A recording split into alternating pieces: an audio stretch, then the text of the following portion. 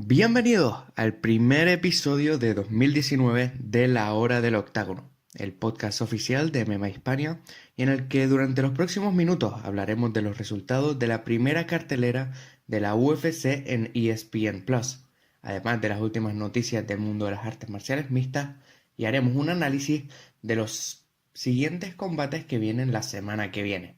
Aquí empieza La Hora del Octágono. Y empezamos como siempre con los resultados de la cartelera de este sábado por la noche. Fue el primer evento de la UFC en ESPN Plus. Fue un salto a una nueva era y fue algo que nos fueron recordando durante todo el evento. En el combate estelar de la noche, Henry Cejudo logró vencer a TJ Dillashaw por KO técnico en el primer asalto. En apenas 32 segundos, Cejudo logró defender por primera vez su título del peso mosca. Para mí fue una detención por parte del árbitro bastante temprana, ya que Dillashaw, a pesar de haberse tambaleado en los primeros instantes, sí que trataba de lograr el derribo, sí que fue a por un derribo de una pierna, pero el árbitro decidió que el combate debía finalizar en este instante. ¿Qué es lo que hemos aprendido de esto? Pues aparte de que Henry Cejudo es un gran campeón que ha logrado vencer en sus últimos dos combates a dos de los luchadores de artes marciales mixtas más reconocidos por todo el mundo por ser y por tener un estilo característico, único y con el que podrían vencer a cualquier rival, hemos aprendido que cortar tanto peso no es bueno. Y no solo por las consecuencias físicas y mentales que pueda tener sobre un luchador, sino ya porque el cerebro no se rehidrata tan bien como pensábamos en 24 horas, a pesar de que Dillashaw pueda tener mucha disciplina, mucha experiencia cortando peso, no ha sido bueno esta bajada de peso, no solo por el resultado, sino por las consecuencias médicas y clínicas que pueda tener en su futuro.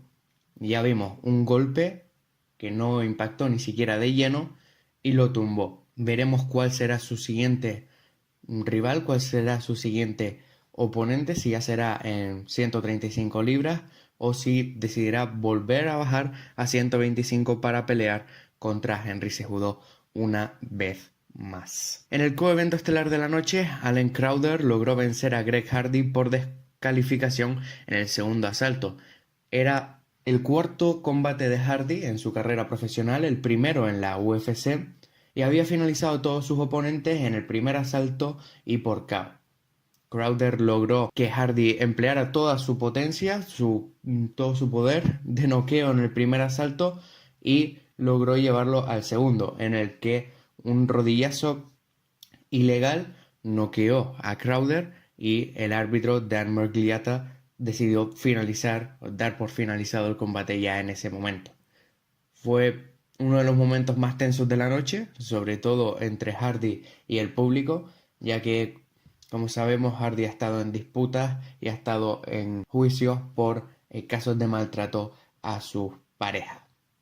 Veremos si Hardy se mantiene en la UFC a partir de esto y cuál será el siguiente combate de Crowder, que logró así su primera victoria en la compañía. Además, uno de los mejores combates de la noche, Gregor Gillespie logró vencer de forma dominante a Yancy Medeiros por KO técnico en el segundo asalto. Gillespie simplemente agarró sus manos alrededor de la cintura de Medeiros durante prácticamente dos asaltos y logró finalizarlo al final del segundo.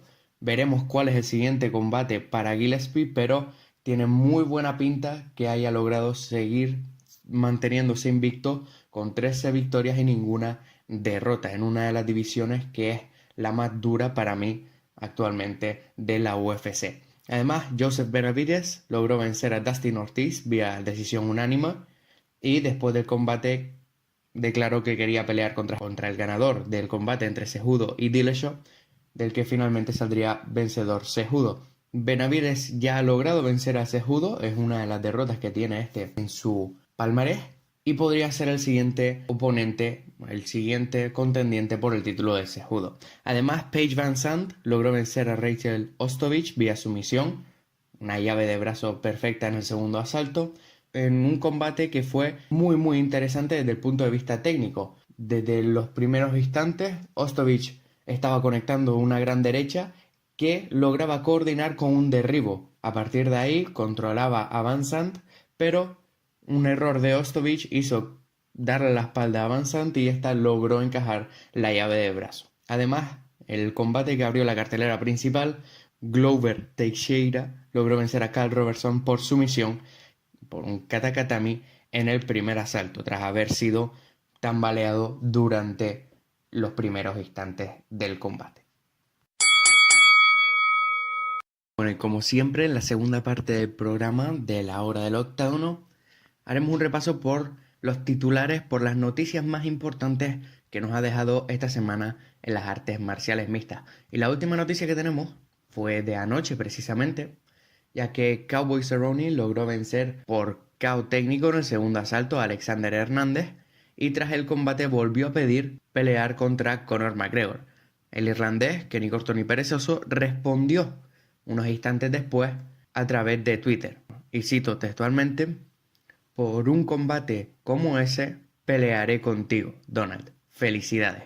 Puedes leer la noticia completa en mmahispania.com, pero parece ser que tanto al irlandés como a Cerrone les interesa este combate y que podría ser un combate en el que todo el mundo está interesado, por el estilo de ambos luchadores y porque tienen una larga historia de enfrentamientos. Se enfrentaron en la conferencia de prensa Go Big antes de que Conor McGregor peleara contra Jose Aldo y veremos cuál es el futuro de este combate. Evidentemente McGregor tiene que esperar al próximo 29 de enero, en el que la Comisión Atlética de Nevada decidirá tanto su futuro como el de Khabib Nurmagomedov, pero podría ser uno de los combates más interesantes de 2019. En otras noticias, esta semana se han anunciado una gran variedad de combates que tendrán lugar pues, a lo largo de este año. Y uno de los más interesantes ha sido que Justin Gaethje se enfrentará a Edson Barboza en el regreso de la UFC a Filadelfia. Ambos han aceptado verbalmente enfrentarse el 30 de marzo en el Wells Fargo Center de Filadelfia y va a ser uno de los combates más violentos y más interesantes de la UFC este año. Será el segundo evento de la UFC que sea retransmitido la cartelera principal por ESPN, siendo el primero el 17 de febrero, en cuyo combate estelar se van a enfrentar Francis Ngannou y Cain Velázquez. Otros combates que han sido anunciados es uno que parecía que podría no llevar a nada, pero Stephen Thompson y Anthony Pettis finalmente sí que se enfrentarán en el peso welter. Además pueden leer todos los combates anunciados esta semana en mmahispania.com. Y UFC Londres, uno de los principales eventos de marzo para la UFC, ya tiene tanto combate estelar como coevento estelar de la noche.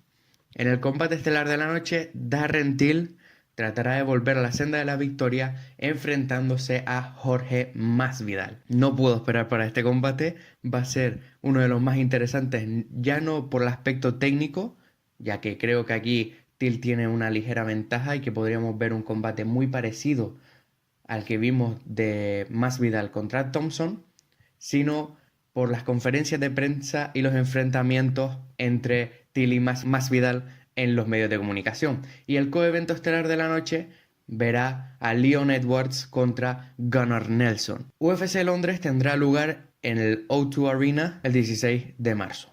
Otros combates en esta cartelera principal que han sido anunciados serán Volkan Ozdemir contra Dominic Reyes, Gokhan Saki contra Zaparek Safarov, Tom Breeze contra César Ferreira, Danny Roberts contra Claudio Silva, Jack Marshman contra John Phillips y Molly McCann contra Priscila Cachoeira.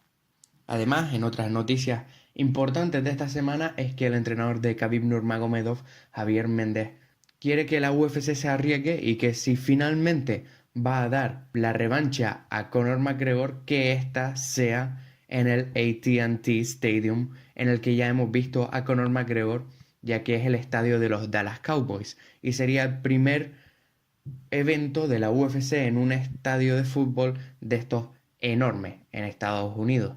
Ya lo vimos que lo logró en UFC 193, vendiendo prácticamente todo el estadio para Holly Holm contra Ronda Rousey. Y veremos si la UFC decide darle la revancha a Conor McGregor en vez de pelear contra Cowboy Cerrone. Veremos si deciden hacerlo en uno de estos estadios enormes.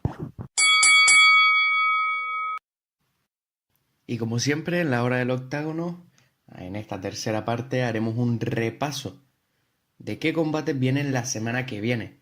Y el fin de semana que viene tendría que haber tenido lugar el primer pay-per-view de la UFC 233. Pero debido al cambio de combate estelar y que no pudieron concretar el combate entre Tyron Woodley y Colby Covington para esta fecha, se han visto obligados a cancelar el evento. Aún así, la UFC tendrá el mismo número de eventos este año y podemos esperar 12 pay-per-views como todos los años. Muchos de esos combates han sido trasladados a distintas carteleras y tendremos que esperar una serie de semanas para tener el primer pay-per-view para la UFC. Pero no nos podemos quedar tristes por esta noticia, ya que Bellator tendrá uno de sus grandes eventos ese mismo sábado.